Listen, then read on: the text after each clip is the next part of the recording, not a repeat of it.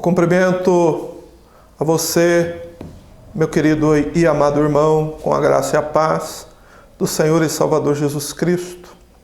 Nestes dias em que as igrejas estão fechadas, nós temos usado este meio que é a internet para transmitir nossos estudos à nossa comunidade e temos também orado para que o Espírito Santo conduza você e todos aqueles que Ele quiser, para que compartilhe conosco desta bênção que é o estudo da Palavra de Deus.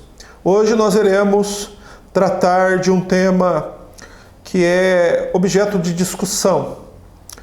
É possível ser salvo na hora da morte? Alguns dizem que sim, outros alegam que não. E todos nós temos interesse em responder esta pergunta, porque todos nós tivemos e temos pessoas nas nossas famílias que não servem a Cristo. Essas pessoas podem ser salvas ainda que no leito de morte, ainda que nas últimas horas de vida? Esta é a pergunta que nós iremos responder aqui com a ajuda de Deus. E queremos iniciar este estudo lendo o Evangelho de Lucas, no seu capítulo 23, a partir do verso 33. Leia comigo, abra a sua Bíblia. Confira nas Escrituras se as coisas realmente são assim. Confira nas Escrituras. Avalie e leia comigo o texto que trata da crucificação do Senhor Jesus Cristo. Diz o texto: Quando chegaram ao lugar chamado Caveira, ali o crucificaram, ele e também os criminosos, um à sua direita e o outro à esquerda. Mas Jesus, porém, dizia: Pai, perdoa-lhes, pois não sabem o que fazem. E então repartiram entre ele as roupas dele, tirando sorte sobre elas. E o povo estava ali, olhando, e as autoridades o ridicularizavam, dizendo: salvou os outros, e então salve a si mesmo, se é o Cristo, o escolhido de Deus. Os soldados também zombavam, e aproximando-se, ofereceram-lhe vinagre. E diziam: se tu és o rei dos judeus, salva-te mesmo. E esta inscrição estava acima dele: este é o rei dos judeus. E então um dos criminosos crucificado blasfemava dele, dizendo: tu não és o Cristo? Salva-te mesmo e a nós. Mas o outro, repreendendo-o, disse: não temes a Deus, nem sofrendo a mesma condenação? Nós, na verdade, estamos recebendo com justiça o que os nossos atos merecem, mas este homem não fez mal algum. E então disse: Jesus, lembra-te de mim quando entrares no teu reino. Em verdade te digo que hoje estarás comigo no paraíso. Querido irmão, na cruz, como nós lemos, o nosso bendito Salvador responde ao pedido de um ladrão à beira da morte. E de fato não foi um acidente Jesus ter sido crucificado entre dois ladrões. Desde a eternidade, e a Bíblia comprova isso, Deus já havia decretado quando, onde, como e com quem o seu filho iria morrer. Tudo quanto o homem fez naquele dia, não fez simplesmente o que a mão e o conselho de Deus tinham anteriormente determinado, como nos ensina Atos capítulo 4, verso 28. Jesus foi entregue pelo conselho de Deus. Deus entregou seu Filho. E Cristo também voluntariamente foi àquela cruz para nos reconciliar com Deus, perdoar os nossos pecados e nos justificar diante de Deus. Quando Pilatos deu as ordens para que o Senhor Jesus fosse crucificado, entre dois ladrões, estava pondo em execução os planos que Deus houvera anteriormente decretado, ou os decretos eternos de Deus. 700 anos antes, Isaías, no capítulo 53, verso 12 do seu livro, já dizia que o Cristo seria contado com os transgressores. Assim como Deus havia ordenado, assim como Isaías havia profetizado, assim se cumpriu no tempo e na história. E por que Deus ordenou que seu querido e amado filho fosse crucificado entre dois malfeitores? Certamente, Deus tinha uma boa e uma múltipla razão para querer que o seu filho morresse entre criminosos. E esta pergunta ela pode ser respondida sob várias perspectivas. A exemplo, o que Deus queria mostrar? Por que Cristo foi crucificado entre dois criminosos? Primeiro, para mostrar a posição que Cristo assumiu ao ser nosso substituto. O lugar entre os criminosos não era dele, era nosso. O lugar entre os vios pecadores não pertencia a ele, mas a nós. Cristo ali era o nosso representante. E por que Pilatos ordenou, o que passava pela mente de Pilatos a enviar dois ladrões para morrer ao lado de Cristo? Na verdade, o propósito de Pilatos e dos judeus era aviltar ou envergonhar ainda mais o nosso Senhor. Porque a inscrição que estava sobre a sua cabeça e o motivo pelo qual ele era zombado é: você não é o rei, você não é o Cristo, salva-te a ti mesmo. E todo rei que se preze tem um súdito à direita e um súdito à esquerda. Esta era a imagem, esta era a ideia daquilo que se passava pela cabeça de Pilatos e dos religiosos da sua época ao colocar dois criminosos para estar ao lado de Jesus. Mas mal sabia eles que este era já um propósito eterno de Deus. Em seu nascimento, Jesus foi rodeado pelos animais lá na manjedoura, se lembra? E na sua morte, ele foi rodeado pelos mais vis pecadores. Quando ele nasceu, a noite virou dia. E quando ele morre, o dia ele vira noite. A entrada e a saída do bendito Salvador da história deste mundo é marcada por eventos grandiosos. Ninguém nasceu como ele, ninguém viveu como ele e nunca ninguém morreu como ele morreu. O que aquelas três cruzes representam? Porque no Calvário haviam duas cruzes, uma ao lado da outra e uma cruz central. O que aquelas três cruzes nos ensinam? O que elas representam? De fato, elas representam toda a humanidade. Naquela cruz está um pecador endurecido, está um pecador arrependido e está o único homem perfeito que viveu neste mundo, que é o nosso Senhor Jesus Cristo. E ao olharmos as semelhanças dos malfeitores, nós ficaremos perplexos ao perceber que eles eram exatamente iguais. Primeiro, os dois malfeitores foram crucificados juntos, como nós lemos no verso 33. Foi colocado um à direita e uma à esquerda do Salvador.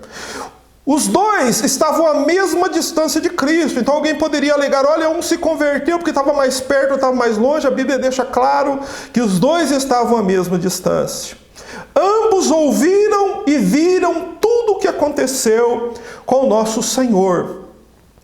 E ambos eram notoriamente perversos. Ambos estavam em estado de sofrimento, perceba bem isso. Ambos sentiam dor, vergonha e desprezo naquela cruz. Ambos estavam à beira da morte, e podemos acrescentar, suas almas estavam a poucos instantes do inferno. Os dois precisavam desesperadamente de perdão. E a Bíblia registra, eu gostaria que você abrisse a sua Bíblia e visse comigo, que Mateus 27, 44, o Evangelho de Mateus, capítulo 27, verso 44, e o Evangelho de Marcos, capítulo 15, verso 32, mostram que os dois malfeitores, em um dado momento da crucificação, blasfemaram de Jesus. Tanto um quanto o outro fez a mesma coisa. Mas, num dado momento, um deles muda. Destes dois exemplos, dos dois pecadores ao lado de Jesus, um morre em seus pecados, morreu como sempre viveu, sem arrependimento, sem respeitar a lei de Deus, sem respeitar a lei dos homens, sem temer a Deus, e ele morre endurecido, e o seu destino é certo. Mas um outro se arrepende, crê em Cristo, recorre a Ele e obtém perdão e uma proclamação de Cristo de que naquele dia ainda ele estaria com Cristo no paraíso. Há uma pergunta que precisa ser feita. Como nós podemos explicar isso? Como dois homens exatamente iguais, perversos igualmente, que zombavam de Cristo igualmente, que estavam em estado de sofrimento, sentindo dor, vergonha igualmente, como um se arrepende e o outro não? Como nós explicamos isso? Como podemos explicar que, sob exatamente as mesmas circunstâncias e condições, dois homens igualmente perversos, um se arrepende e o outro permanece endurecido? Como explicar isso? Então vamos analisar, a princípio, quem era o ladrão arrependido.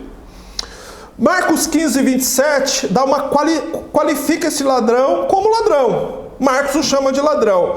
Mas Lucas 29, verso 39, chama ele de criminoso. Então ele era ladrão e criminoso. Seus amigos e sua família certamente ficariam felizes por esquecer do seu nome e apagar os registros desse homem da história. E a salvação deste homem ocorreu sob as circunstâncias mais desfavoráveis. Avalie comigo. A conversão do ladrão ocorreu numa época em que, quando exteriormente parecia que Cristo havia perdido a sua condição de salvar, seja a si mesmo ou aos outros, porque essa era a blasfêmia dos fariseus, do povo que rodeava e participava daquele evento grotesco e cruel, e até mesmo os criminosos em um dado momento blasfemavam dele, mas muda subitamente, inesperadamente. Como esta conversão ocorreu? Bom, primeiro nós precisamos entender algo sobre os acontecimentos daquele dia. Esse ladrão havia marchado ao lado do Salvador através das ruas de Jerusalém, muito provavelmente. E também é muito provável que aquele fosse o primeiro dia em que ele tinha visto o Senhor. Ele não se ocupava em ouvir o Evangelho, ele era ladrão e criminoso, as intenções dele eram outras. Ele não estava incluso no rol daqueles que rodeavam a Cristo para ouvir as suas pregações, de forma alguma, mas foi contado com Cristo na sua morte. Ele viu a Cristo e contemplou a Cristo naquele dia em uma situação de fraqueza e desgraça. Cristo estava despojado das suas vestes. Aparentemente os inimigos dele estavam triunfando sobre ele. Os seus discípulos o haviam abandonado, não havia nenhum seguidor dele ali, com exceção de João. Toda a opinião pública estava contra ele, zombando e blasfemando dele. Ao invés de um trono, ele estava pregado com pregos numa cruz. Ao invés de uma coroa de ouro, ele tinha sobre si uma coroa de espinhos. Ao invés de roupa de rei, ele estava nu, porque era assim que uma pessoa ela era crucificada na cruz romana. O objetivo da cruz era humilhar a pessoa ao extremo, expô-la nua, publicamente, com o corpo açoitado, e deixar agonizando ela até que ela morra. Esse era o objetivo da cruz romana. Essa ideia que as pessoas têm de um Jesus crucificado com alguns panos enrolados, isso vem do catolicismo. Isso não é uma verdade bíblica. A Bíblia nos ensina que as suas vestes foram rasgadas e até a sua túnica, que era a sua roupa íntima, foi tirada dele. Ao invés de roupa, Cristo estava nu.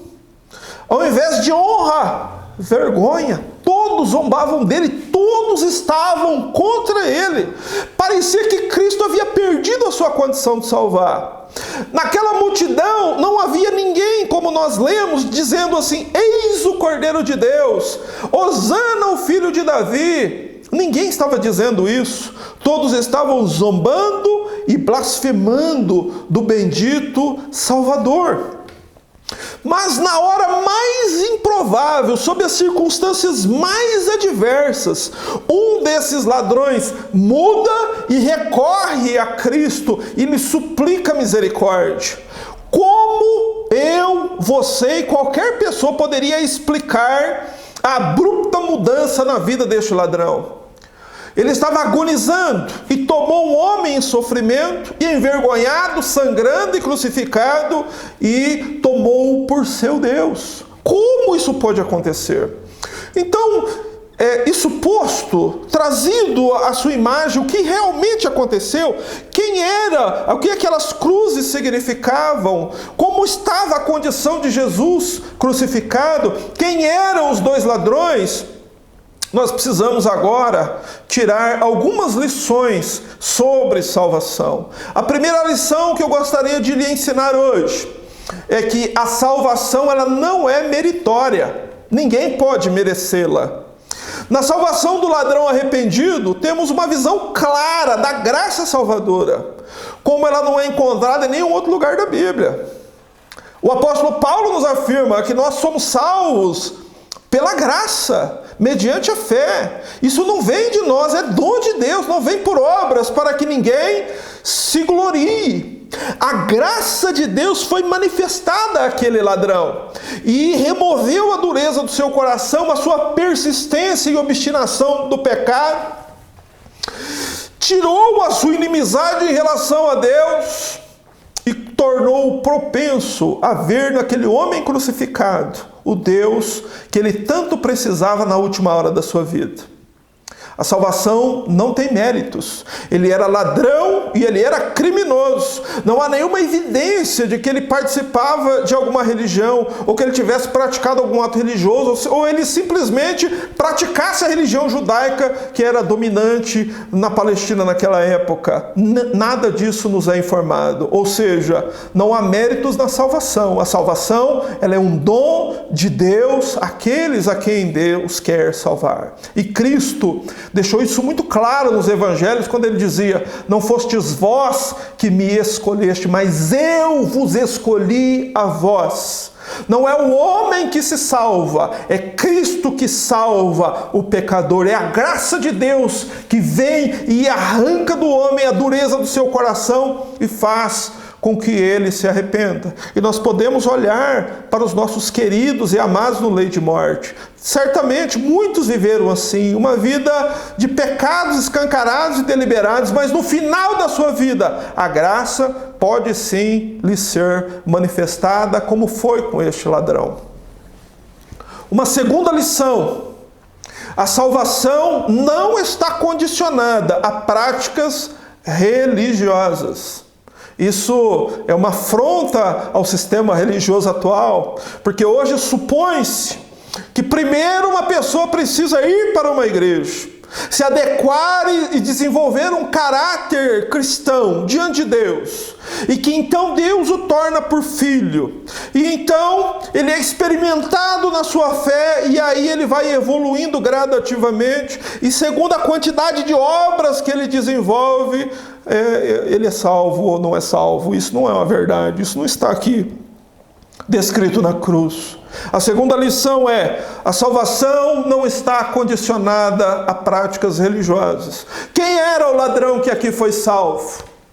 Ele não tinha moral nenhuma, nunca havia prestado nenhum trabalho religioso, ele não amava ninguém além de si mesmo. Ele poderia certamente, como ladrão e criminoso, roubar até um pobre. Ele não respeitava nem a lei de Deus, nem a lei dos homens.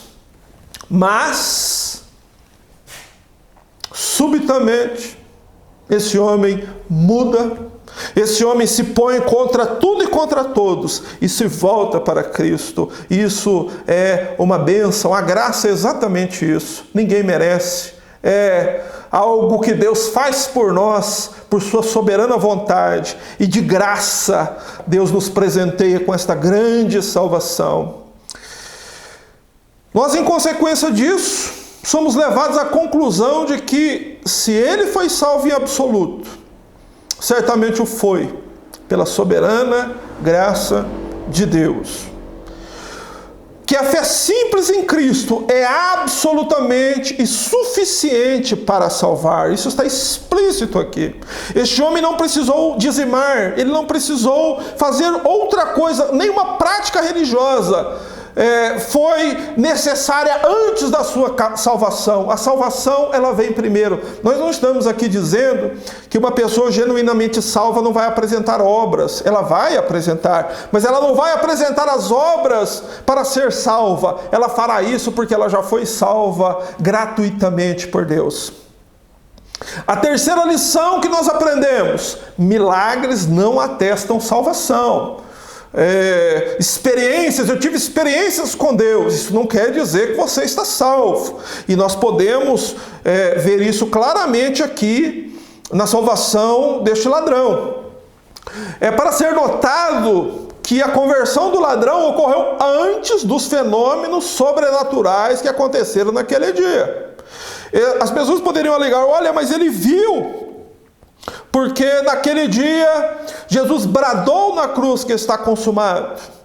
Naquele dia, o sol escureceu, a terra tremeu, rochas foram partidas, pessoas levantaram dos seus túmulos e entraram em Jerusalém. Um centurião, que era o líder daquela guarnição romana que estava ali para que a crucificação de Cristo acontecesse sem nenhuma interferência, proclamou que na verdade este que estava crucificado era filho de Deus. A conversão deste ladrão ocorreu antes de todos estes milagres. Ele não viu milagre nenhum. O que aconteceu foi que os seus olhos foram abertos e ele reconheceu naquele homem crucificado a esperança da sua alma nesta vida e na próxima. E Deus calculadamente escolheu salvar este homem, sob as circunstâncias mais desfavoráveis possíveis. Por quê? Para que nenhuma carne se glorie na sua presença. Deus propositalmente dispôs toda essa combinação de fatores e ambiente para nos ensinar algo que está lá no livro de Jonas, capítulo 2, verso 9. Ao Senhor pertence a salvação, e não a uma outra denominação. A salvação não está atrelada a questões relacionadas à religião, para nos ensinar também que obras religiosas não podem nos salvar e que a salvação não pode ser alcançada. Ela é dom de Deus, ela é dada gratuitamente a pessoas que não mereceram, como este ladrão não merecia ser salvo, nem eu e nem você, meu amado irmão, mas louvado seja Deus, fomos alcançados por sua soberana graça. Um quarto ponto, para também nos ensinar que toda conversão genuína é produto direto da operação sobrenatural do Espírito Santo de Deus, sem interferência dos homens. Este ladrão foi salvo soberanamente, ainda que as circunstâncias fossem as mais desfavoráveis, ele fosse um homem extremamente perverso. A graça de Deus, ela é uma graça salvadora, que manifesta e abre, que quando manifestada, abre os olhos do homem, para que ele compreenda a grandeza e a glória do Senhor Jesus Cristo. Querido irmão, a quarta lição que nós aprendemos com este ladrão, com a sua salvação, é que antes de sermos salvos, precisamos decretar a falência dos nossos próprios meios religiosos. A salvação, para que o homem seja salvo, ele precisa decretar. O homem não pode confiar na sua religiosidade para ser salvo. E eu gravarei um vídeo que justamente para nós mostrarmos isso, que as obras religiosas não podem salvar o homem. Antes que qualquer pecador possa ser salvo, ele precisa reconhecer sua total impotência e fraqueza. Isso é o que a conversão deste ladrão agonizante nos ensina. O que ele poderia fazer para ser salvo naquela cruz? Ele poderia andar pelos caminhos da justiça? De forma alguma. Havia um prego atravessando seus pés estavam pregados na cruz. Ele poderia fazer alguma boa obra, ajudar alguém para ser salvo? De forma alguma, suas mãos estavam pregadas no madeiro. Ele não podia viver melhor, ele não podia consertar a ele mesmo para ser salvo. Por que não? Porque ele estava a poucos instantes dos portões do inferno. Ele não poderia fazer nada para melhorar a sua vida. E isso nos mostra que antes de sermos salvos, precisa haver a decretação da falência dos meios religiosos que não nos podem salvar. Nós ouvimos muito expressões assim no meio evangélico, que nós buscamos a salvação, que nós devemos alcançar a salvação. E salvação não é você que alcança, é Deus que alcança você pelos méritos do bendito Salvador lá na cruz do Calvário. A quinta lição, querido irmão: como o ladrão arrependido descobriu que naquela cruz havia um rei. Isso torna o verso 38 muito interessante. Leia comigo o verso 38 de Lucas 23, onde está escrito: e também por cima dele estava um título escrito em letras gregas, romanas e hebraicas: este é o rei dos judeus. Havia sobre a cruz uma tabuleta, escrito isso: este é o rei dos judeus, na língua grega, na língua hebraica e na língua romana.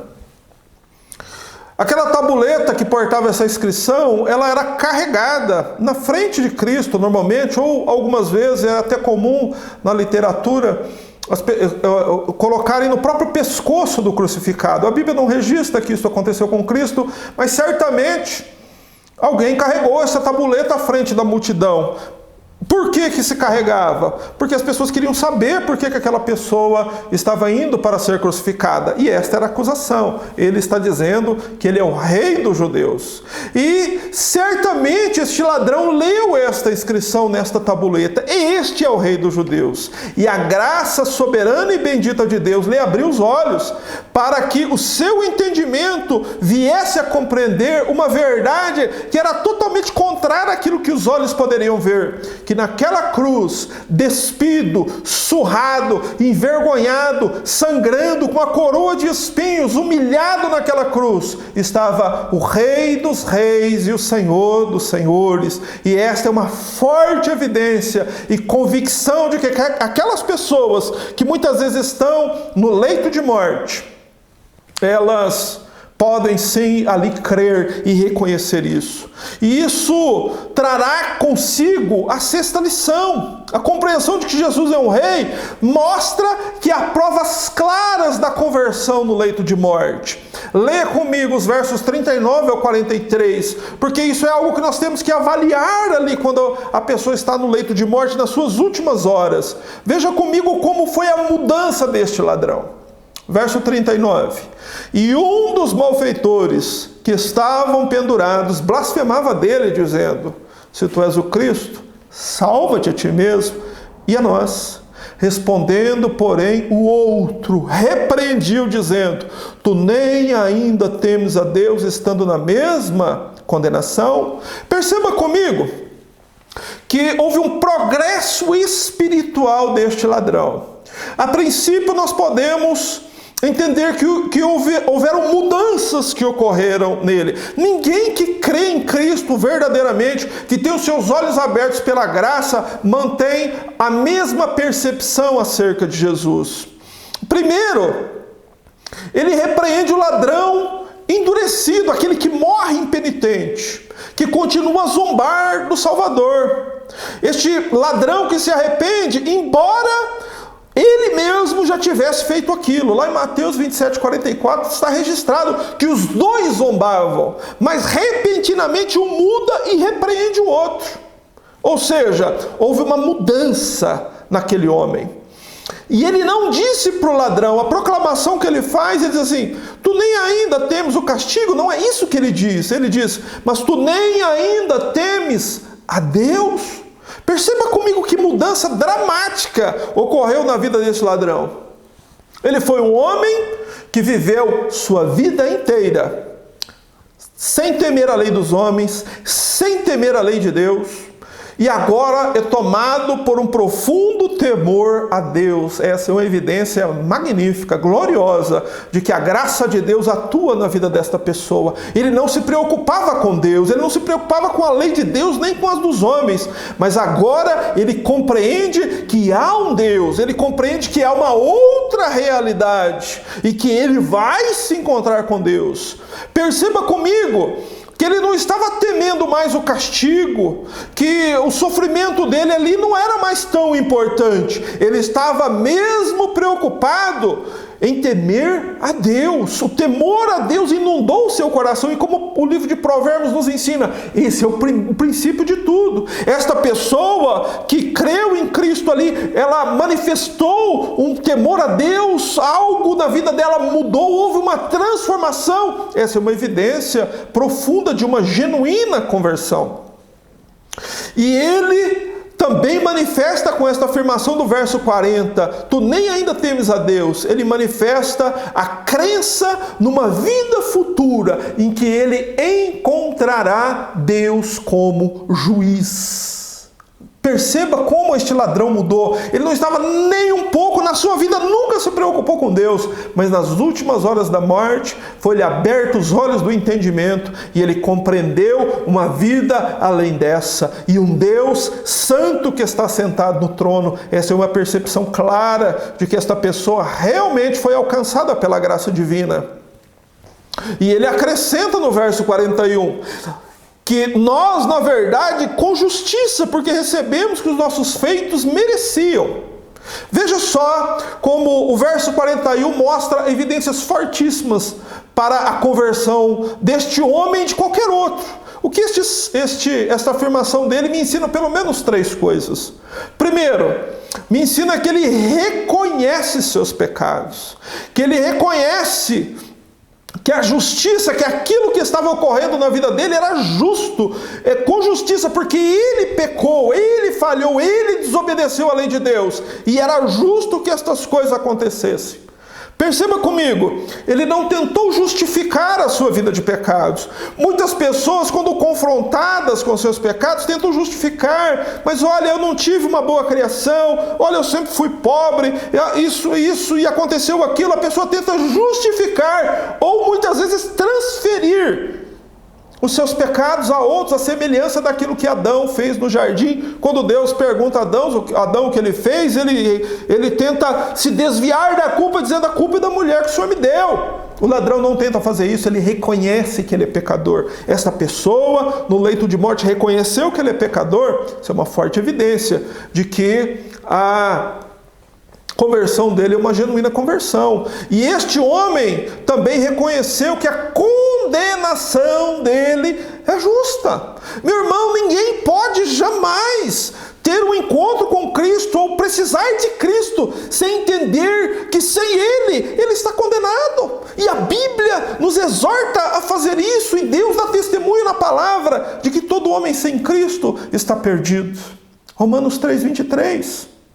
Leia Romanos 3:23.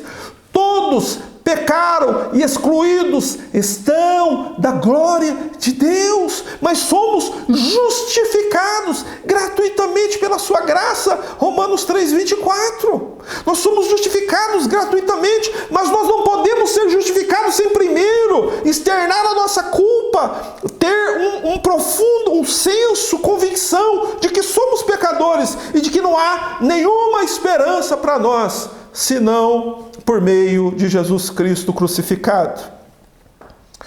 7ª lição: este homem testemunhou a impecabilidade ou a inocência, a perfeição de Cristo, a despeito de tudo que toda a opinião pública lhe dizia sobre Jesus.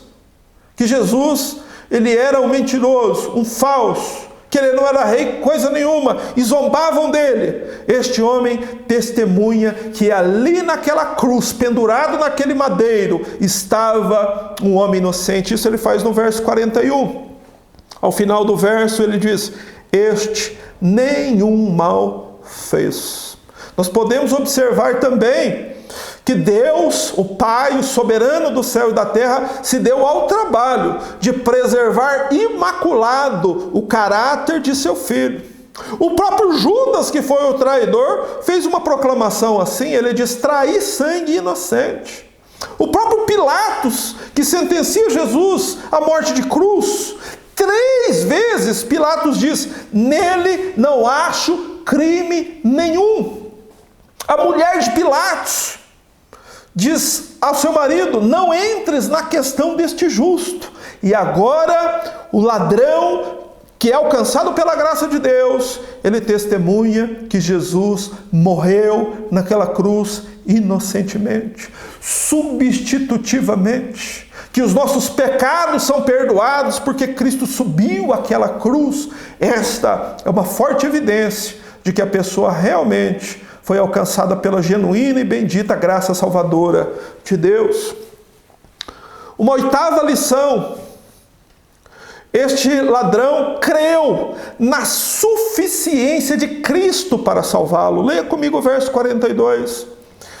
E disse a Jesus: Senhor, lembra-te de mim quando entrares no teu reino.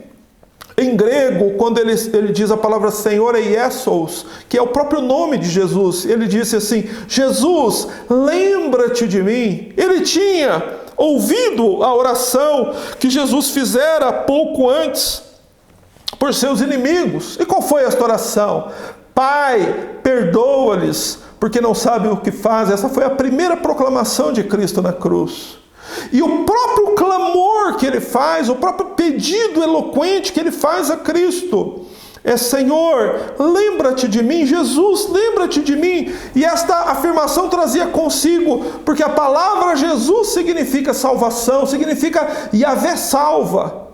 Ou seja, Jesus, Salvador, salva-me. Lembra-te de mim. O objetivo da cruz era apagar o nome do crucificado da face da terra. Por isso eles matavam por crucificação. Mas, meu irmão, certamente o nome deste homem foi esquecido por muitos. E certamente muitos que já morreram na história, seus nomes foram apagados desta terra, mas são lembrados no céu, porque Cristo é nosso Senhor e Salvador. Ele não pediu a Cristo: Senhor, pede a Deus que me salve, Senhor, interceda por mim. Não, ele creu que Cristo era suficiente para a sua salvação, e isto é uma grande verdade para nós. Cristo é suficiente e é a única forma, o único caminho pela qual a graça de Deus e o Espírito Santo apontam para a salvação do pecador. Você crê? Esta pessoa que estava ali no seu leito de morte, da qual você falou ou falará, ela crê na suficiência de Cristo para salvá-lo. Isso é um forte indício de que esta pessoa, ela foi alcançada pela graça de Deus. A nona lição que eu aprendo aqui, que este homem crucificado, ele creu no reinado de Cristo. Em Lucas 23:42, quando ele faz o seu pedido, ele pede para que o Senhor lembre dele quando entrares no seu reino. Senhor, lembra-te de mim quando entrares no seu reino. Perceba comigo. Todas as circunstâncias externas eram desfavoráveis a esta afirmação. Ao olhar dos homens, parecia desmentir que aquele crucificado era um rei. Porque, como eu já disse, ele não estava num trono, ele estava numa cruz. Ele não estava com a coroa de ouro, ele estava com a coroa de espinhos. Ao invés de acompanhado por um cortejo de nobres, ele estava cercado pelos mais vis criminosos que eles conseguiram encontrar. E em vez de honrado e reverenciado, todos zombavam dele. Mas este homem crucificado, ele ansiou pela segunda vinda de Cristo, quando entrares no teu reino. E essa é uma forte evidência de que a pessoa realmente, ela nasceu de novo, e ela foi alcançada pela graça de Deus, e seu coração foi mudado. E isso é fruto da operação sobrenatural e bendita do Espírito Santo na vida do pecador. E não existem méritos que levem Deus a fazer isso. Não existem normas religiosas, não existe nada que eu faça que dirija Deus a mim. Muito pelo contrário, é a própria graça de Deus que me alcança para que ninguém se glorie na presença do Senhor. Querido irmão, a 10ª e última lição que eu quero hoje tratar com você é que a salvação, ela excede todas as nossas expectativas. Perceba que no verso 43, Jesus responde ao ladrão. No contexto da crucificação, muitas pessoas lançavam insultos e faziam perguntas a Cristo. E ele, como bem profetizado pelo profeta Isaías, como ovelha muda, perante seus tosqueadores não abriu sua boca. Mas quando um ladrão impenitente, um homem perverso e ladrão, imoral, roga a ele por salvação, roga a ele para que ele seja lembrado, Cristo então responde pessoalmente a este ladrão, e a resposta do Salvador é: e disse-lhe Jesus, em verdade te digo que hoje estarás comigo no paraíso. O ladrão, ele pediu para que o Senhor se lembrasse dele num reino vindouro, mas Cristo lhe garantiu que ele estaria com ele, não no reino vindouro, mas naquele mesmo dia. O ladrão lhe pede para estar num reino físico, mas Cristo lhe promete que ele estaria com Cristo em um reino celestial. Como o apóstolo Paulo bem descreveu, assim Deus faz abundantemente tudo além daquilo que pedimos e pensamos. Toda a salvação, graça e misericórdia de Deus são muito mais elevados do que aquilo que nós pensamos. O ladrão simplesmente pediu para ser lembrado, mas o Salvador dá uma declaração de que ele deveria estar com ele naquele mesmo dia. E concluo o tema deste dia: é possível ser salvo na hora da morte?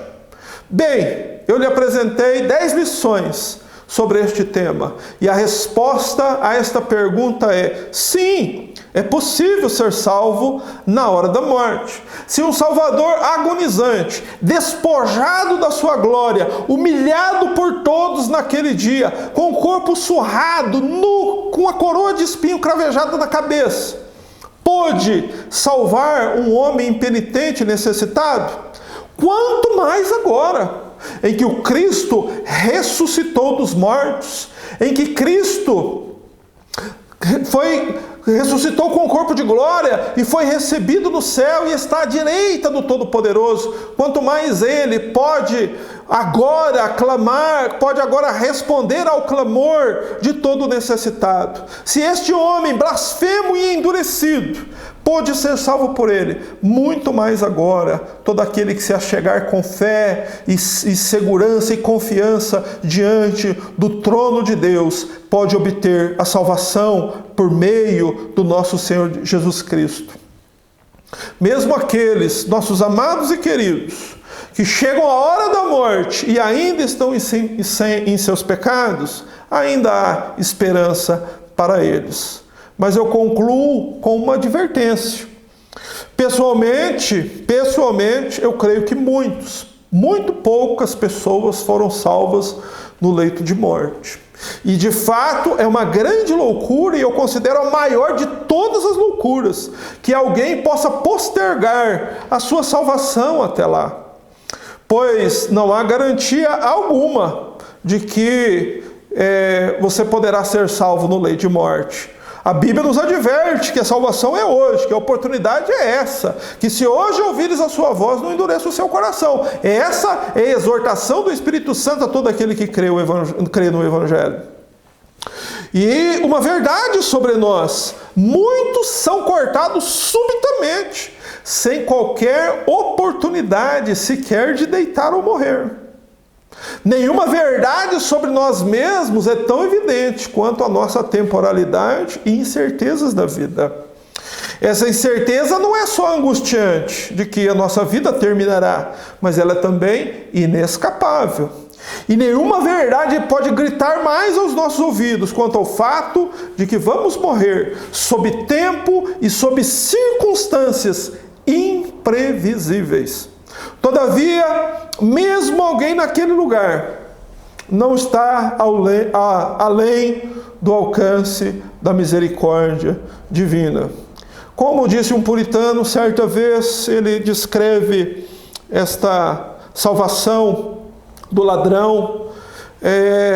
Ele diz assim: há um caso tal registrado para que ninguém precise se desesperar, mas apenas um na Escritura, para que ninguém possa abusar.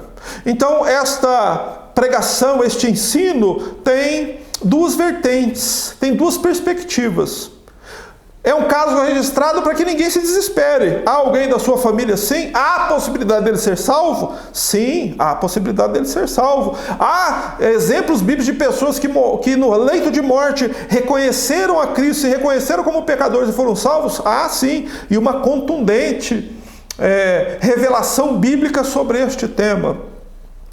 Mas é apenas um caso. Essa não é a regra, essa é a exceção, para que ninguém venha abusar destas verdades e assim fique relevando quando Cristo chama pelo Evangelho, ele dá as costas e quer ficar mais um pouco neste mundo perdido. Meu querido irmão, não há nada que garanta que a pessoa possa ter uma nova oportunidade. E eu concluo este ensino fazendo essa advertência. Se Deus chama, atenda, ouça, dê ouvidos ao chamado do Senhor, porque a graça de Deus está atuando na sua vida e está manifestando ali a misericórdia de Deus sobre você e sobre a sua casa. E espero que aquilo que nós hoje estudamos possa abençoar a sua vida e lhe trazer ensino quando formos confrontados com situações desta forma. Feche seus olhos e ore comigo mais uma vez. Pai Santo, nós adoramos a Ti, Senhor. Meu Deus, por estas verdades que nos trazem refrigério e alento.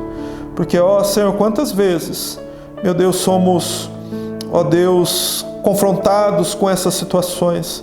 Quantas vezes, ó Deus, vemos pessoas desesperadas por suas almas no leito de morte e sabemos que verdadeiramente, biblicamente, a graça de Deus até ali é manifestada. Nós te louvamos, ó Deus, por tua paciência, por tua misericórdia, porque, ó Deus, a despeito do pecado do homem, ó Deus, tu chama pecadores como nós à salvação.